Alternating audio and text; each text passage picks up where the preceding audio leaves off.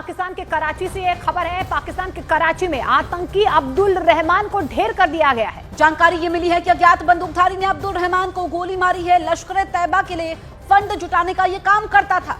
कराची में आतंकी अब्दुल रहमान को ढेर किया गया है। तस्वीरें आप तक पहुंचा रहे हैं कैसे अज्ञात बंदूकधारी ने अब्दुल रहमान को गोली मारी। इसके अंदर स्पेसिफिकली लिखा गया कि रा है बिहाइंड इसके। जी, रॉ। किसी ने नहीं मारा है। एग्जैक्टली। देखिए, हम चिल्लाते रहे साल साल कि रॉ ये कर रही है, रॉ ये कर रही है, रॉ एंटी पाकिस्तान लोगों को शोहरतकारी दे रही है। हमारी किसी ने नहीं सुनी। बिल्कुल। उसके बाद जब कनाडा में वो एक सिख रहनुमा का कत्ल हुआ, कनाडा भी बहुत चीखा। जस्टिन ट्रूडो जो है उस बड़ी खप डाली उसने। लोगों ने कान धरा भी, कान नहीं भी धरा। आदमी जो है ये हाफिज सईद का रिश्तेदार है, फाइनेंसर है, और ये इसको मार दिया ने। ये अहले सुन्नत वल जमात का एक आदमी है जिसका नाम है करी अब्दुल रहमान। पाकिस्तान में ही एक मुसलमान दूसरे मुसलमान को रोजों के दिनों में या ईद के दिनों में वैसे मारते हैं। वैसे एक बार फिर से जो भारत की खुफिया एजेंसी रॉ है, बदनामे जमाना एजेंसी रॉ है, उसके खुफिया अजाइम जो हैं वो सबके सामने आ रहे हैं। रॉ सिर्फ एक इंटेलिजेंस एजेंसी नहीं बल्कि एक मुनज़्ज़म दहशतगर्द तंजीम के तौर पर काम करती है। टारगेट किलिंग, बैनुल-अक़वामी सतह पर सिख, मुसलमान, दीगर अक़लियतों को दबाने के लिए खुफिया ऑपरेशन में मुलव्विस होना इस एजेंसी के रोजमर्रा के मामूलात में शामिल है। तो आप समझ लें कि ये इंडिया की बहुत बड़ी कामयाबी है। मैं समझता हूँ इंडिया कामयाब है इसमें। या हमारे लोग जो हैं वो मारे जा रहे हैं, पाकिस्तान क्या कर रहा है? तो कौन कामयाब है? क्योंकि वो जाहिर बात है, उनका नैरेटिव कामयाब है, उनकी सोच कामयाब है, जो वो चाहते हैं। सो ये जो प्रॉब्लम है इस वक्त, वो प्रॉब्लम है नैरेटिव की, कि हमारा नैरेटिव बहुत कमज़ोर है। कोई बंदा हुकूमत के साथ खड़े होने को तैयार नहीं है, और वो हुकूमत के साथ इसलिए भी खड़े होने को तैयार नहीं है बिकॉज उनको पता है कि ये सारे का सारा जो सिस्टम है, सिस्टम की लेजिटिमेसी के ऊपर क्वेश्चन है। जय हिंद दोस्तों, लश्कर का आर्थिक सहायता करने वाला मेन आतंकवादी कारी अब्दुल रहमान ये कराची में ढेर कर दिया गया। अब दोस्तों ये कितना खुखार आतंकवादी था आप इसी से अंदाजा लगा सकते हैं कि डेली ये कराची के मेन सिटी में गांव-गांव में जाके लोगों का ब्रेन वॉश करता था। ठीक है, उनके घरों से युवा बंदों को आतंकवादी बनाता था, साथ ही साथ उनके घरों से पैसे लेता था, कहता था ये आप इस्लाम के लिए, अल्लाह के लिए, कश्मीर में आज़ाद कराने के लिए आप पैसे दें। ये मेन फाइनेंसर था लश्कर तैयबा का, क्योंकि हाफिज सईद तो ऐसे ओपनली पहले घुमा करता था, अब तो घूमता नहीं है कि कब कोई इसको खत्म कर दे। 2013 से ये नजर आता था फंडिंग करते हुए आतंकवादियों को घर घर मोहल्ले मोहल्ले जाकर रिक्रूट करते हुए। कारी अब्दुल रहमान ये आतंकवादी था, और इसको जो है किसी ने टाटा बाय बाय कर दिया, यानी ठां कर दिया इसको।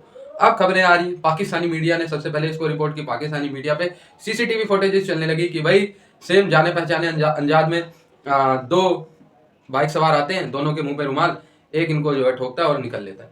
फिर पाकिस्तानी सेना बिना कुछ जाने समझे, आर्मी और पुलिस सबने कहा भाई ये तो रॉ का काम है, ये तो कोई और कर ही नहीं सकता, क्योंकि ये कश्मीर में इन्वॉल्व है, तो रॉ ठोक गया, अब हम क्या करेंगे। अब्दुल रहमान की गोली मारकर हत्या की गई है। इससे पहले हमला हाफिज सईद पे हुआ था, अब उसके करीबी पर लगातार हाफिज सईद और उसके करीबियों पर हमलों का दौर जारी है।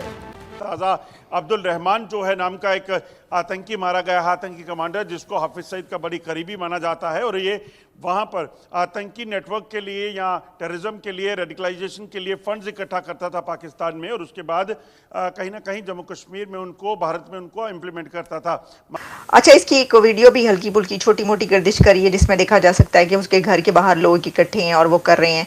लेकिन ये जो नामालूम अफराद कहे जा रहे हैं, अनआइडेंटिफाइड मैन, इसके बारे में बहुत सारे मीडिया पर मैंने ये देखा कि वो उन्होंने तस्वीर लगाई हुई है अजीत दोवल साहब की, और वो उनकी आंखों से शोले निकल रहे हैं और वो मुस्कुरा रहे हैं। आपको पता ना, वो एक ख़ास तरह की जो तस्वीर होती है, वो अजीत दोवल साहब की तस्वीर लगाई हुई है हर जगह पर उन्होंने, और आगे से इस तस्वीर लगाने का मतलब जो है वो ये निकल रहा है कि ये जो नामालूम अफराद मार कर चले गए हैं पाकिस्तान के अंदर, को मारने वालों को भेजने वाले अजीत दोवल साहब हैं। अब देखें ये बात क्यों कही जा रही है, जगह जगह ये क्यों चल रही है तस्वीर, जो मैंने भी अपने उस पर लगाई है और आपको दिखाई है। उसकी वजह ये है कि देखें ये जो है ना मामला कि नामालूम अफराद मारे जा रहे हैं। अच्छा, वो लगता है ऐसा नामालूम अफराद ही मारे जा रहे हैं, क्योंकि जब तक देखें ना, अब ये कोई बंदा, जैसे कि मैं आपको बताती हूँ कि डॉन में इसके बारे में क्या खबर छपी, क्योंकि मैंने कहा मैं रिसर्च करूँ क्या पाकिस्तान के मीडिया में भी ये पब्लिश हो रहा है, तो मुझे फिर पता ये चला कि डॉन में ये खबर पब्लिश हुई है। लेकिन वो कैसे पब्लिश हुई है कि ये पता ही नहीं चलता कि ये बंदा कौन सा वाला, क्या यही बंदा है। तो जब आप इंडियन मीडिया देखते हैं तो पता ही चलता है, अच्छा जी ये बंदा जो है ये तो ये है जो कि उसका बहनोई था, और उसका साला था और उसका ये था।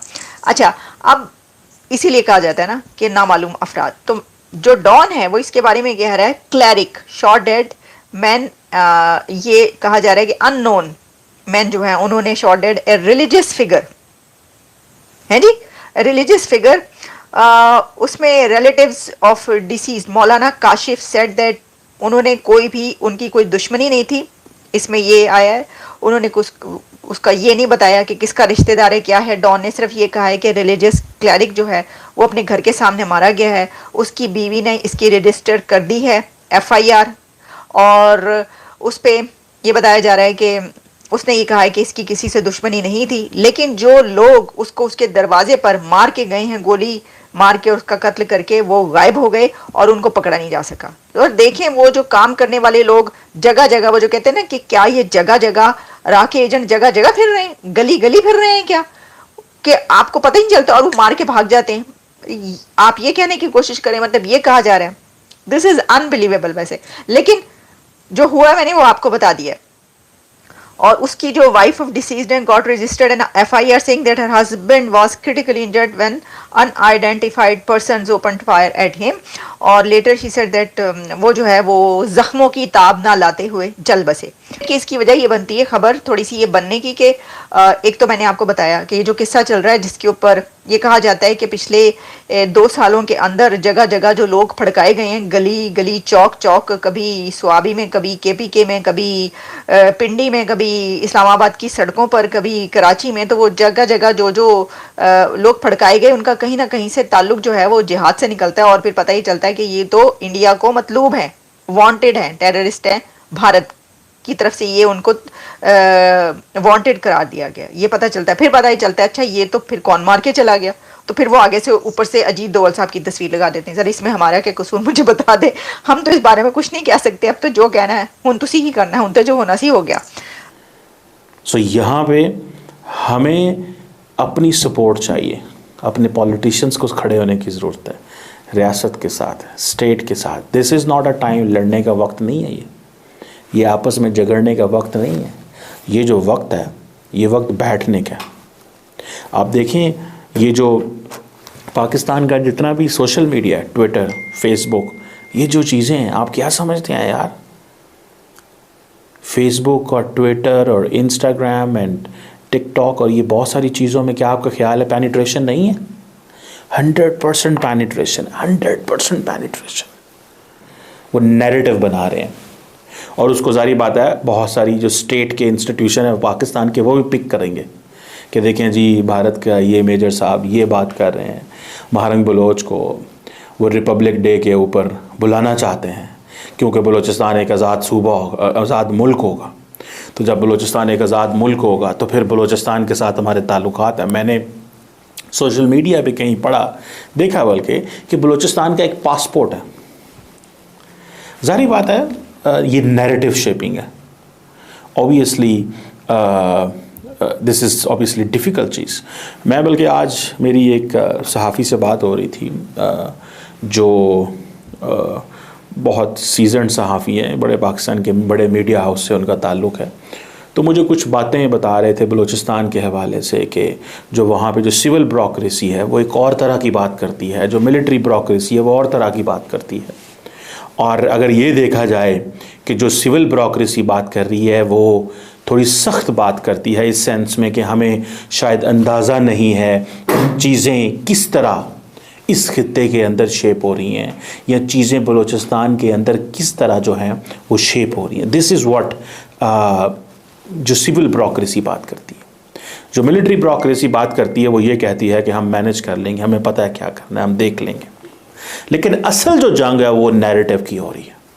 मेंगल साहब, बुगटी साहब, ये सारे के सारे जो नैरेटिव बना रहे हैं वो यही है कि बलूचिस्तान पाकिस्तान के हाथों से निकल चुका है और बलूचिस्तान जो है वो बशीर ज़ेब और BLA के हाथ में जा चुका हुआ और इंडियन डीप स्टेट इन चीज़ों को देख रही है और वो इन नैरेटिव्स में मज़ीद फिर इन्वेस्टमेंट करती है।